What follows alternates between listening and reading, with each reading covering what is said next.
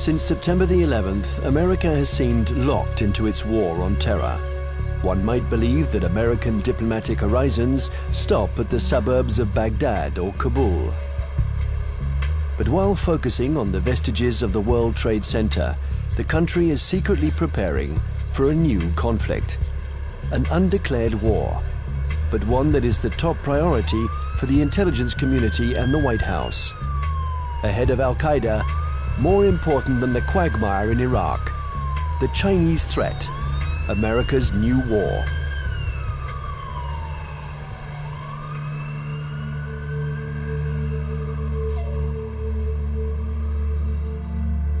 They have a term they call comprehensive national power, which is economic, political, military, all together, cultural. And they say this is the essence of China. This is the time for China to rise. Our time has come. This is the Tang Dynasty again. We are a great power. We are a world power. They are playing the old Sun Tzu game, winning the fight without firing a bullet, or that isn't what Sun Tzu said, but win the battle without losing men. That's the best way of winning. And I think they're very conscious of this, but they're willing to fight.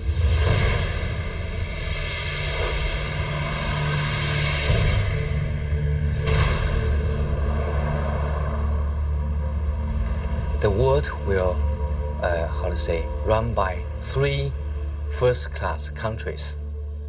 One is USA, United States of America. Another is USE, United States of Europe. Then the Greater China. At this point, at the current point, I think the possibility to see a USE is very slim. But the USA stay as top one country is something sure, right? And as for the possibility of Greater China, the possibility is something in between. Right? So I tend to think Sino-US relations will be one of the most important bilateral ties in the coming years. And this bilateral tie will decide the nature of international relations in 21st century. If this bilateral tie is confrontation-oriented, then the whole 21st century will be bound by confrontation.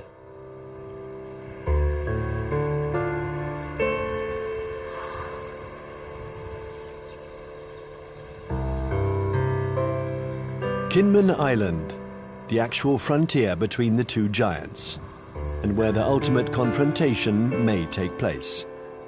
This little island belongs to Taiwan, but it is only 2 kilometers from the Chinese coast.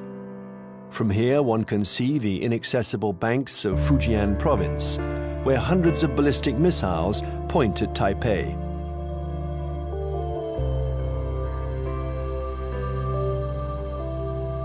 "24 hours a day, for 60 years, Taiwan has been watching Communist China.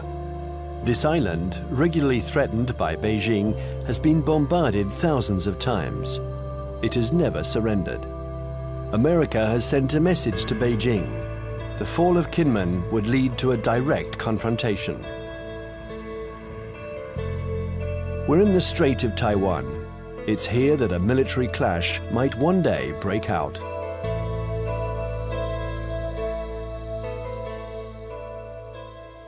Taiwan is one of those emotional hot-button issues, the way Jerusalem is to Palestinians and Israelis, the way Kosovo was to the Albanians and Serbs. And for most mainland Chinese, Taiwan is rightfully a Chinese province. This was territory that they believe was stolen from China by Japan in the 1895 war, and that the United States prevented reunification during the early stages of the Cold War because of our opposition to communism.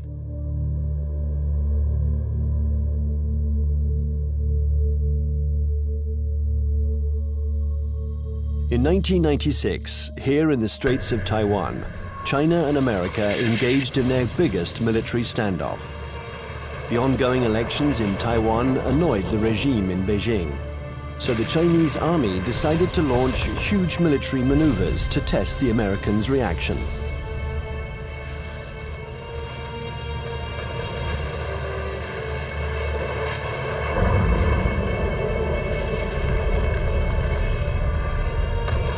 After several days of this Chinese show of force, Washington deployed 2 aircraft carriers.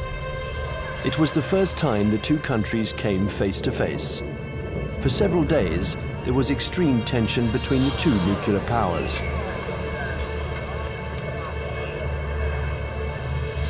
When the Chinese fired short-range ballistic nuclear-capable missiles off the north and south coast of Taiwan and carried out a major, what we call a live-fire exercise. And Jiang Zemin was there, the president. They were using some very belligerent language. This is when we dispatched 2 carrier battle groups off the East Coast. And this was a show, this was force. And the matter quickly dissipated. The Chinese thought this was excessive. They thought that they had an understanding with the U.S., that they would have a limited display to show their seriousness on the issue. The U.S. would adopt a very limited response, and then they would both back away. They regarded the deployment of a second carrier as excessive and in some ways as humiliating to the Chinese, because the Chinese couldn't do much to deter or complicate the deployment of those carriers.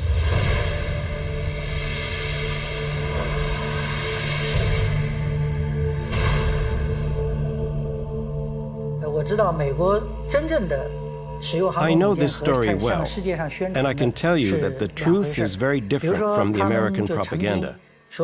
I was there in 1996. The Americans had promised to send an aircraft carrier to Taiwan for Election Day to protect Taiwan. But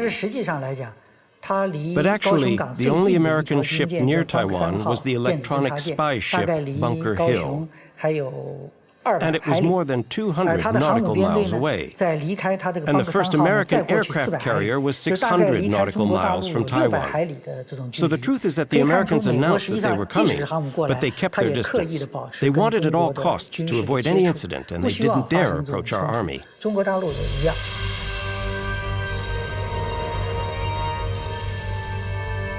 Even if the Americans didn't take much of a risk, in the eyes of the world, they reaffirmed a sacred principle of their foreign policy. They support Taiwan. And they will continue to do so, regardless of China's growing power. I think believes Taiwan is very important for a number of reasons, not to mention the fact that it's our 8th largest trading partner, our 6th largest market for agricultural goods. It's one of America's most important sources of high-tech semiconductor products. Even though they're imported to the United States via China, they're made in Taiwan. But that, of course, isn't the only thing. The real reason I think America has a commitment to Taiwan is because Taiwan is a democracy. It is, in fact, the most vibrant and dynamic democracy in East Asia. And it's a democracy that came to fruition under the pressure of the U.S. government, primarily the Congress, after 40 years of very tight authoritarian rule by a regime that came from mainland China. I think, however, the real reason that the United States, especially the Pentagon, is so concerned about Taiwan is that it has been a very strong defense and intelligence partner for the last 50 years, including the last 30 years since the breaking of relations with the Republic of China and Taiwan. We have still maintained a very strong defense relationship and a very strong intelligence collection relationship with Taiwan. I would say the United States is committed to Taiwan. This goes back historically a long, long way. World War II, we were there. And we were looking for a strong, unified, democratic China. Well, we got 2/3 of it. Strong and unified, not democratic. Now we're calling China a responsible stakeholder. We've got half of it. We've got a stakeholder, but not a responsible one yet. U.S. feels that we have an obligation, legal, moral, to Taiwan, that we cannot stand idly by and let this be taken over by what looks like an authoritarian, communist-influenced power. This cannot be.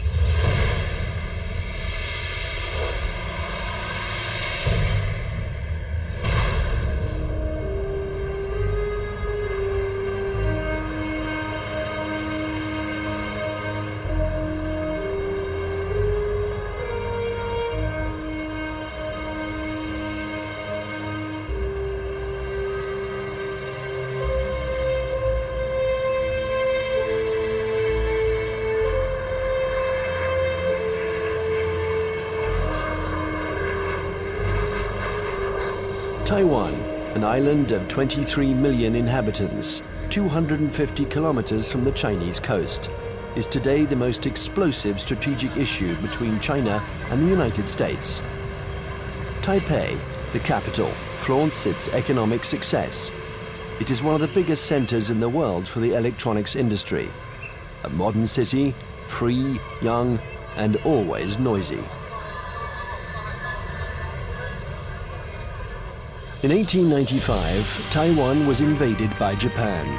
50 years later, after the Japanese defeat, peace treaties returned the territory to China, a China which was then in the midst of a civil war between Mao's communists and Chiang Kai-shek's nationalists. When the battle turned in Mao's favor, General Chiang Kai-shek, aided by the Americans, took refuge in Taiwan with his soldiers.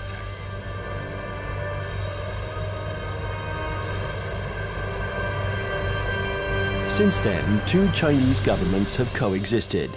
In Beijing, the communist regime that controls the entire mainland. And in Taipei, the nationalist regime, having become little by little a democracy, calling itself the Republic of China, which rules only Taiwan. Officially, these two governments both claim to be the legitimate representatives of all the Chinese. Taiwan is not recognized as a state by the UN. Only 20 small countries maintain diplomatic relations with the island.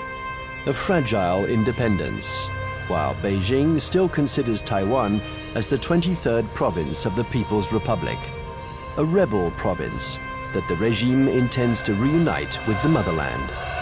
I would say two major motivations. There are many others, but two major ones. The first one is national pride, unification of China.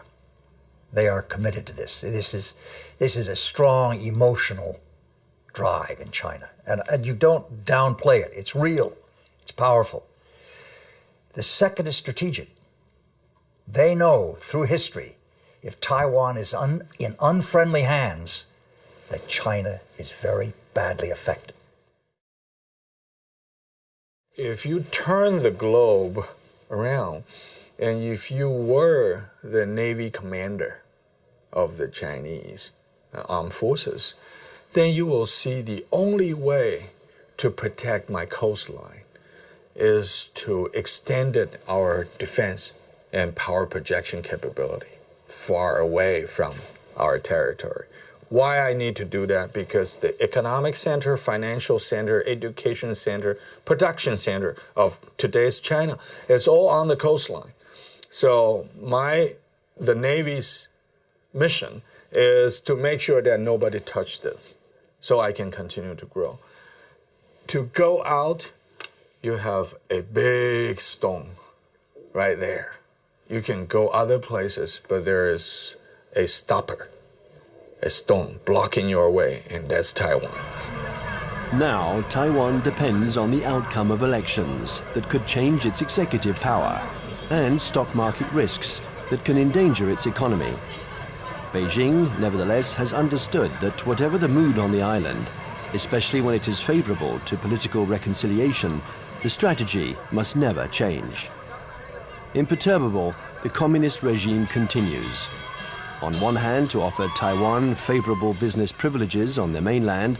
On the other hand, it regularly reiterates its military threats. If the Taiwanese are too insistent about their desire for independence, they're going to have to fight for it. Whatever Taiwan's political tendencies, Beijing's position doesn't change one iota.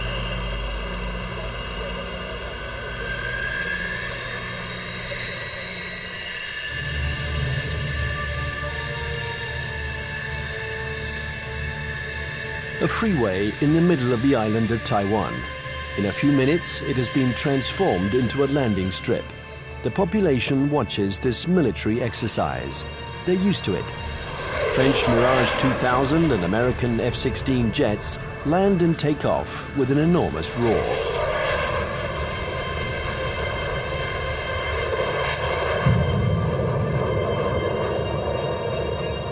Faced with the uncertainty of American support, Taiwan organizes its own defense. Everyone knows that the airports will be the first target. Strategists on both sides of the strait affirm that the war will first begin with an air battle.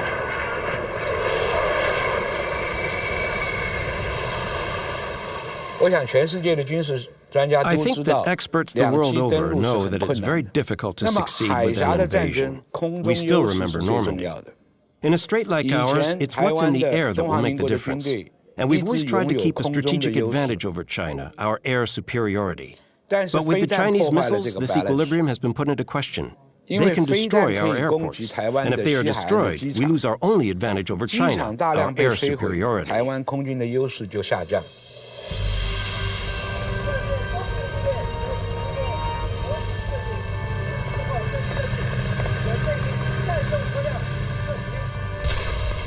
Taiwan's military power is concentrated in its air force, but also in special ground forces.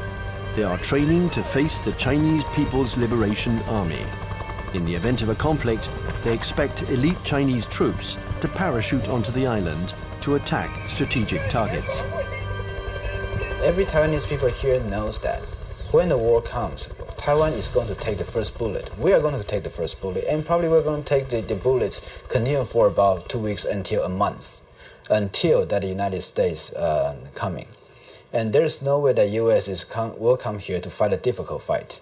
If they really want to get involved, it's better for them that to wait when the Taiwanese people, we are wearing down the Chinese elite troops and give them the huge number of the sacrifice.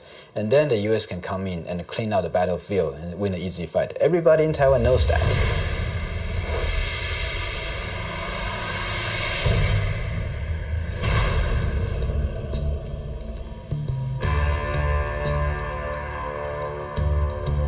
In Washington, the scenario of the next confrontation is a constant preoccupation. They know that Chinese military power has increased significantly. But how the Pentagon will react in case of a new Taiwan crisis remains a mystery.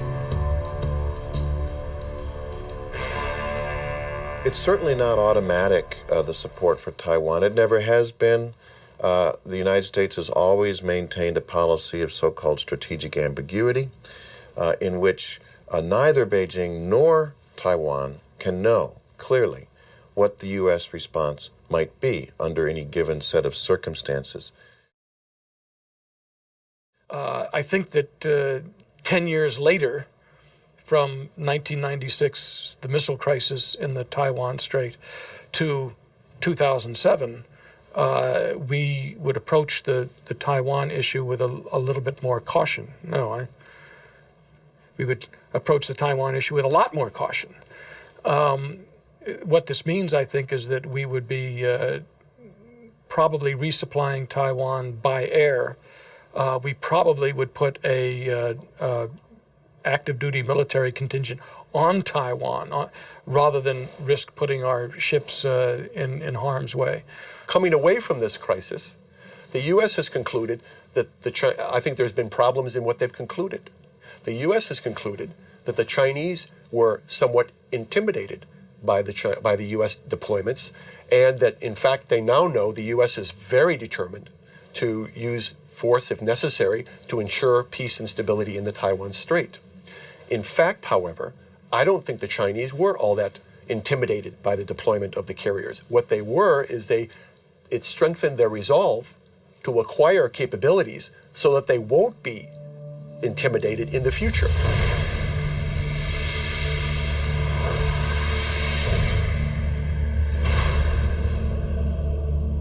Since the 1996 confrontation between China and the United States around the Taiwan issue, I think China's military modernization speed up. And people saw some achievements, right? Now China owns J-10. That's the typical third generation fighter. And that made China is the third country that can independently produce the third generation firefighter. I think that's a strong signal to the US side, what achievement on military modernization on PLA side. If China's own terminal objective is trying to so-called unify Taiwan by using force to take over, I think their military capability is good enough. But I don't see that, because they are increasing their military budget over the last decade, almost every year, 2 digits.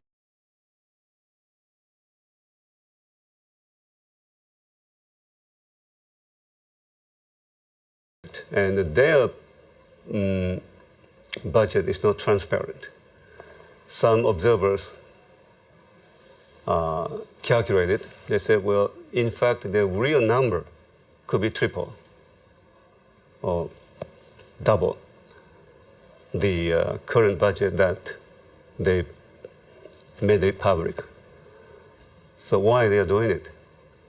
They even, for instance now, they even try to show off they have the capability to destroy the satellite circling around in space.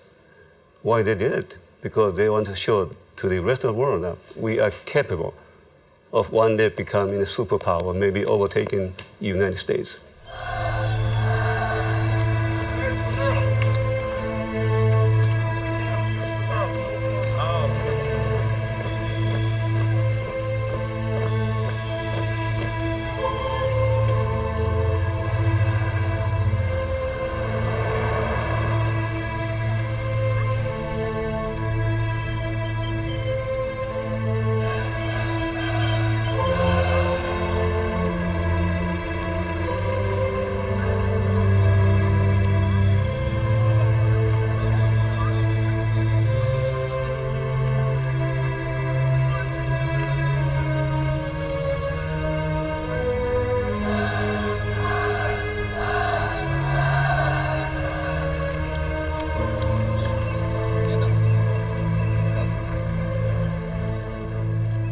Frankly speaking, the status quo balance of power is still strongly in favor of the United States. But the situation of balance of power is under change. And I think time is on China's side.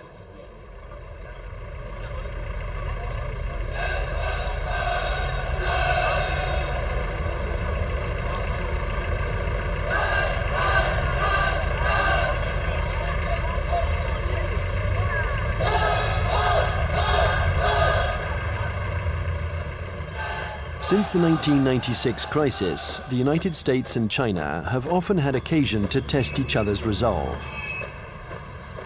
Small conflicts, sometimes public, sometimes secret, that can be understood today as a pattern of confrontations between the two powers. On May 7th, 1999, in the midst of the Kosovo War, NATO bombed the Chinese embassy in Belgrade. 3 Chinese people were killed. NATO claimed it was a military error. CIA had apparently furnished the wrong maps. In answer to this provocation, the Chinese organized mass demonstrations in front of American embassies.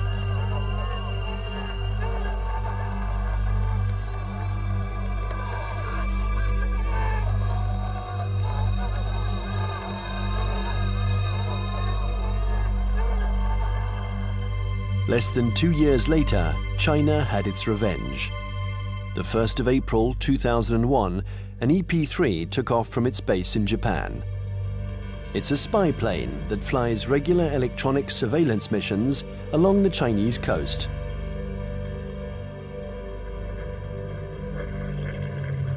After 6 hours of flight, while still in international airspace, the American airplane was intercepted by 3 Chinese jets.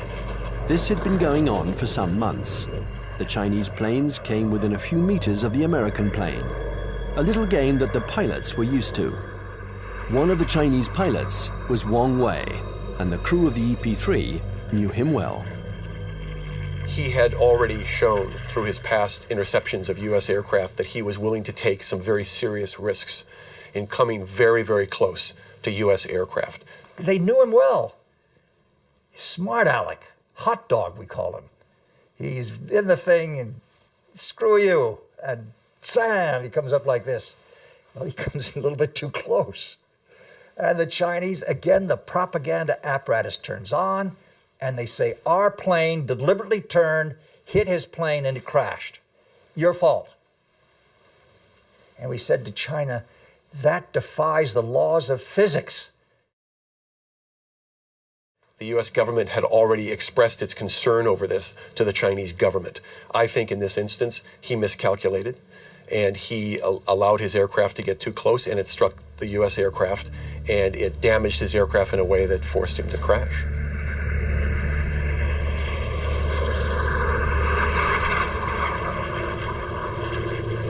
The Chinese jet plunged into the sea.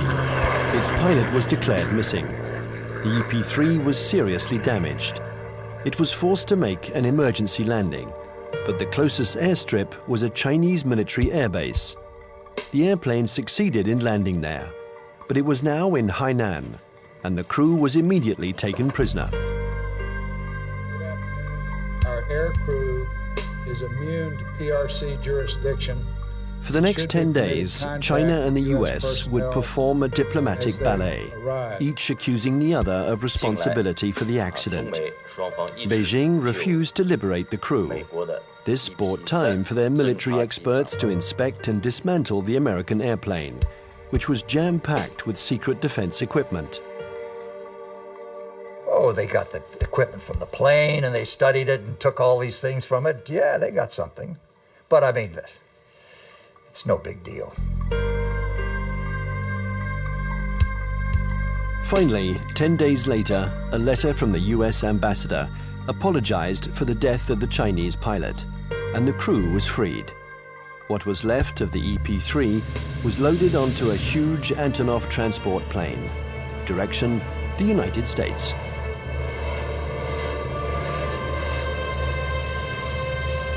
The People's Liberation Army did the same thing after each small battle. They analyzed all American techniques and strategies. It was almost an obsession with Beijing. Chinese military development was entirely oriented towards a confrontation with the US. In 1996, China understood that aircraft carriers were the main threat, so they tried to develop arms to counter them. There are several things that the Chinese have done over the last several years that play to this capability. One of them is they have developed a larger number of more sophisticated submarines, diesel submarines. And contrary to what a lot of people think, many diesel submarines are quieter than many nuclear submarines. They're very hard to detect. The Chinese have built a significant number of new types of diesel submarines. They've also developed a significant number of new varieties of surface warships. Both of these sets of capabilities have application to the Taiwan situation. And the Chinese have deployed the submarines in some instances to areas well beyond Taiwan. They've deployed them around Guam, which is now becoming an area of increased U.S. military presence in the Pacific. They've shown by doing this that they have the capability to deploy submarines into far deep water areas. And obviously, this becomes a potential concern to any carrier battle group commander who wants to bring a carrier up close to Taiwan. We saw last October 26th, our carrier battle group, the Kitty Hawk, was in the waters in the vicinity of Okinawa. And all of a sudden, there emerged right in the middle of the carrier battle group, a very modern Chinese submarine that nobody had seen, nobody had heard. It came up within a few miles of the Kitty Hawk itself. And we know that this submarine is equipped with very advanced torpedoes, and that if it wanted to, it could have sunk our carrier. The Chinese know we are dependent on two things militarily in Asia. Number one, satellites. Number two, aircraft carriers. They have demonstrated to us they can take out each one. Will they ever do that? I doubt it. This is what you might call psychological warfare.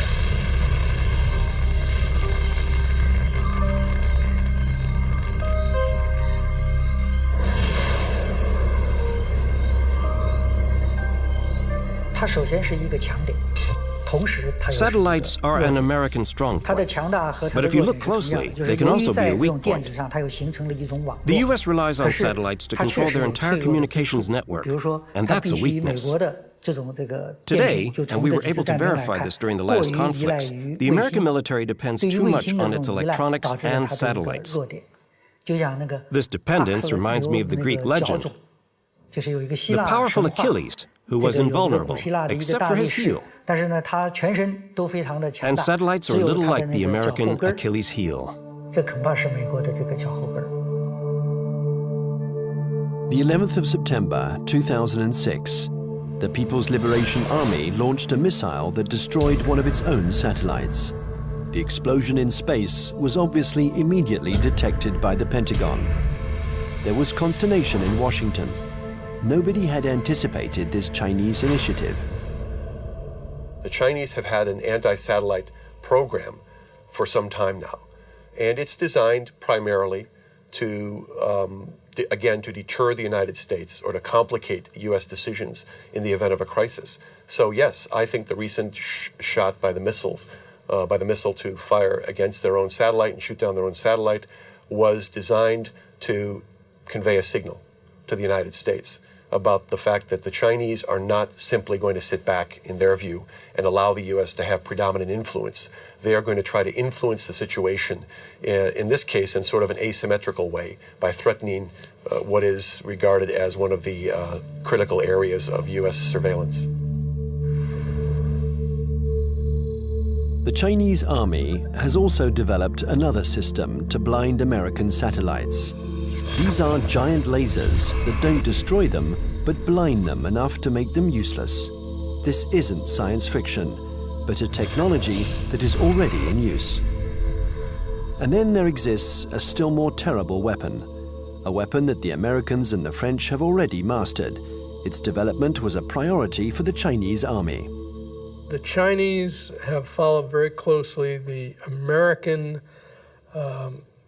dependence on the electromagnetic spectrum, the use of communications and networking among satellites and ships and command systems to fight a war. They saw what happened in the first Gulf War, they saw what happened in Kosovo, they watched Afghanistan, they watched the second Gulf War, and they realized that we are more and more dependent on the electromagnetic spectrum and moving communications back and forth. And an electromagnetic pulse, which is produced by detonating a nuclear weapon, usually fries transistors and stops that kind of communication. An electromagnetic impulse weapon uses a nuclear explosion to generate an electromagnetic wave. When this wave hits boats or planes, it instantaneously destroys all electronic equipment. No one dies, provided they are far enough away from the nuclear explosion. But the American battleships, totally dependent on electronics, would immediately be disabled. The Pentagon report described a nuclear detonated or nuclear generate EMP. I asked people in Pentagon, why don't you say they have conventionally generated EMP? They say, we don't want them to know whether we know them. The conventionally generated EMP is less problematic and it is more useful or more usable, because when you have this EMP, there will be no nuclear fallouts. There will be less international protests. They already have it.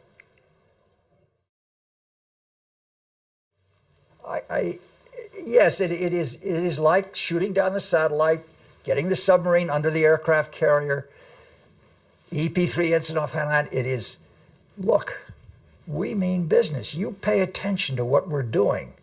We're publishing the figures that our military budget is going up because we are creating a strong defense against you.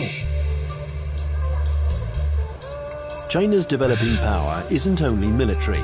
The regime has understood that it has to make use of every citizen, every business, every organization in its confrontation with the United States.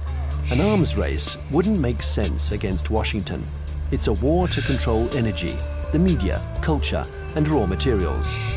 And facing an America that overconsumes, that is deeply in debt, an America weakened by its own excesses, China counters with its best weapon, its breathtaking economic growth.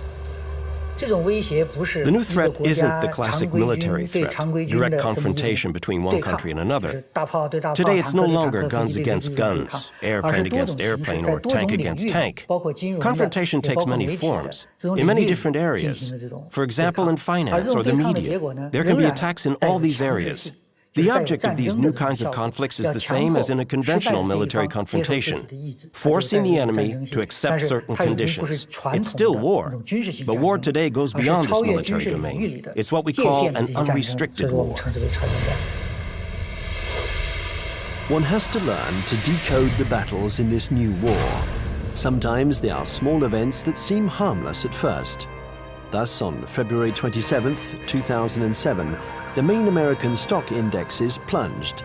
Paris had just lost 3%. New York is in an uproar. The cause of this mini crash began with a tornado that originated on the other side of the world, in Shanghai.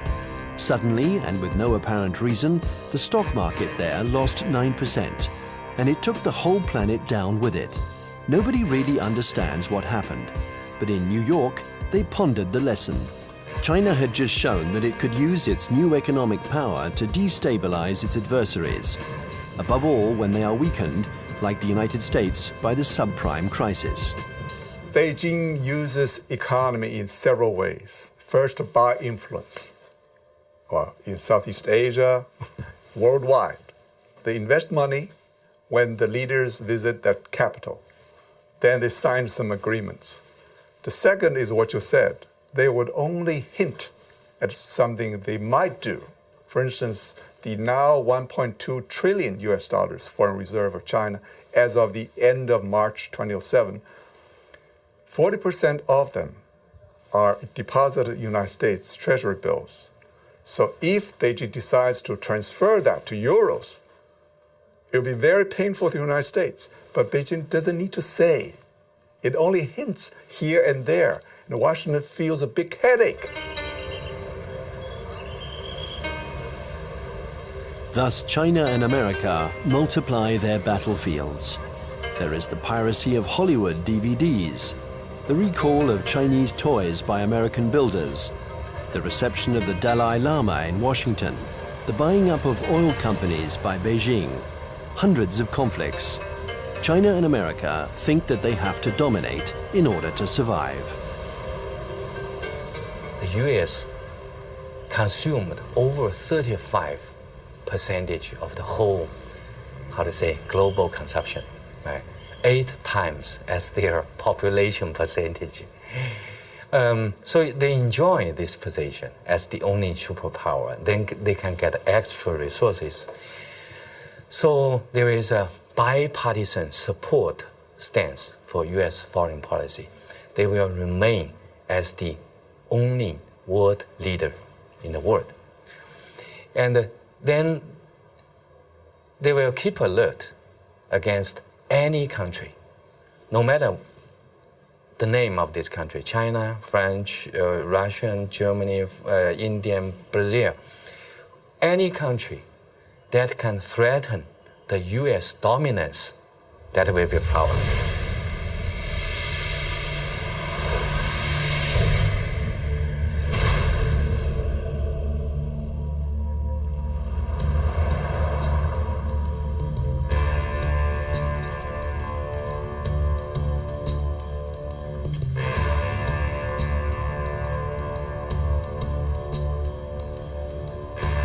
In Washington, China has become the major preoccupation of every administration.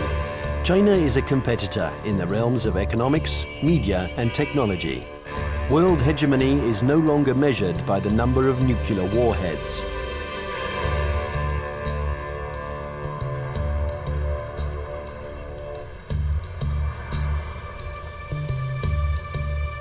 Congress has even created a permanent investigation commission, unique in its kind, whose mission is to study the economic and security challenges posed by China. Russia never got that kind of attention during the times of the Cold War.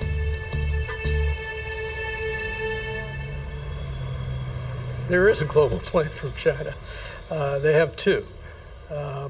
One was started in March 1986, called the 863 program, and one in March 1997 called the 973 program.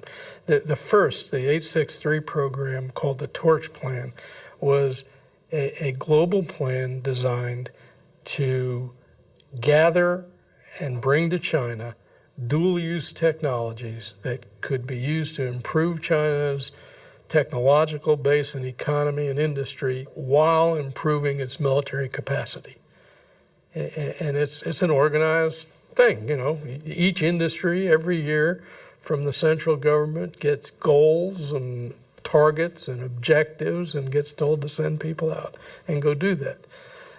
So it is organized, and it's not perfect, but it's organized. And the 973 plan is a parallel designed to improve their capacity in basic research and innovation. People in the States pay too much attention to China. So there are some oversensitive on China. Then this oversensitive leads to a lot of, over-exaggerate conclusion. So that's no good to find the real fact. I think the real fact is that the economic power of China is still far ahead of, far lack of United States, not to mention military power.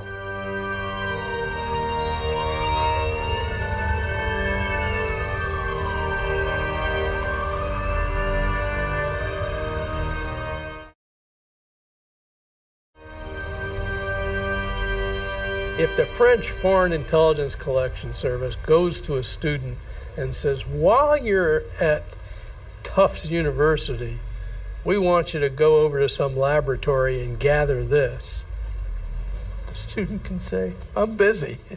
It's going to interfere with my dissertation. If the Chinese intelligence service goes to a student and says, we want you to, you want a visa? You want a passport? When you go to the United States or to France, you will write a dissertation on this, you will work on this project, and you will report back to us, or you'll never get a job in China, or your family will lose its house. Now, they have the capacity to do that. The United States cannot maintain itself as a superpower if we allow our industrial production to be offshored, to be outsourced. And that's what's happening now. We're finding very large amounts of our basic core industries. And I don't mean just like steel. Steel is one of them, copper, basic, resources. But things like semiconductors. And when we find that our semiconductor industry has gone from 12, state-of-the-art wafer fabs to 3, because more and more are being built in Taiwan and Japan and, well, not in Japan, in South Korea. And in China, if we're allowing our, state-of-the-art, cutting-edge electronic science and technology research and development move to China, we can't survive as a superpower.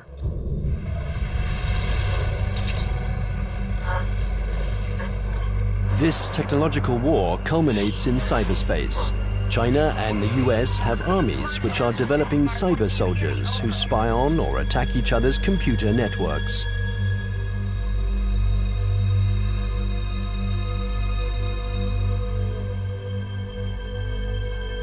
In March 2006, the US State Department decided to buy 16,000 computers from Lenovo, the Chinese company that had just bought out IBM. Some of these computers were meant for networks that circulate secret defense data. Larry Wurtzel and his commission intervened to stop the delivery.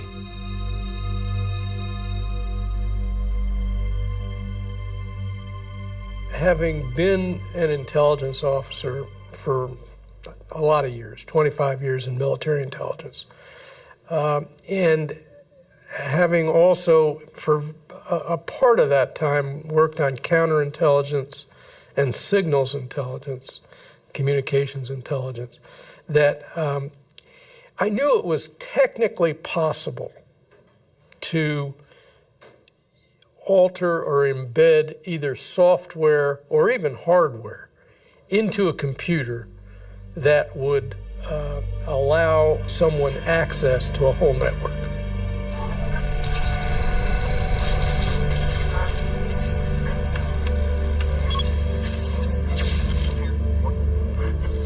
The entire Bureau of Export Controls of the Department of Commerce was attacked and shut down by, turns out, hackers from China. The State Department itself lost a bureau and all its computers by hackers from China. The National Defense University of the United States had its computer systems shut down, and the Naval War College had its computer system shut down.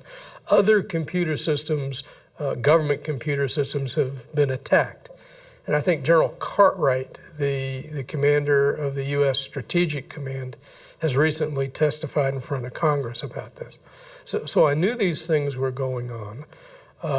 There's more going on that we learn about on the Commission because we do have access to classified information.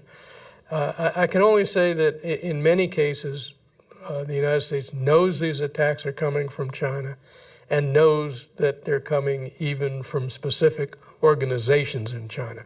But I can't go into the details on who. The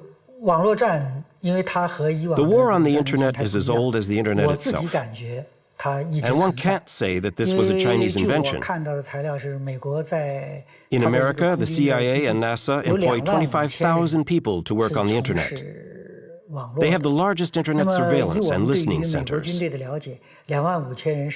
it's true, war exists on the internet. The war has begun without a single missile being fired, without the world noticing. The war has begun in all of these new technologies. Many civil technologies also have military applications. This is especially true of the entire electronics industry and the internet.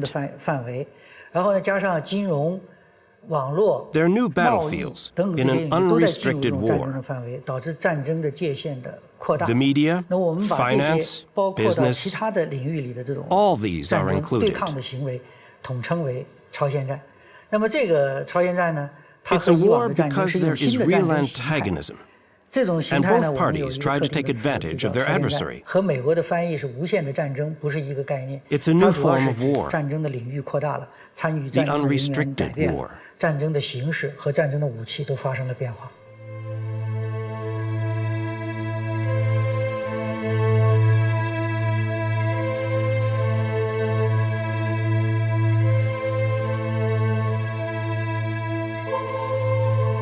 This unrestricted war has already begun. Almost everywhere in the world, there is a fight for oil, for water, for resources that are dwindling in the eyes of the West because of China's development. America uses its military might to assure its power and guarantee its vital supplies. China employs an asymmetrical strategy.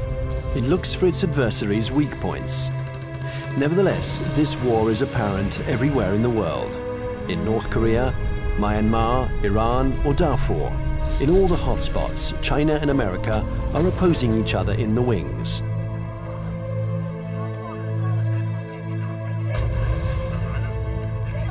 Remember the words of Deng Xiaoping: there cannot be two tigers on the same hill.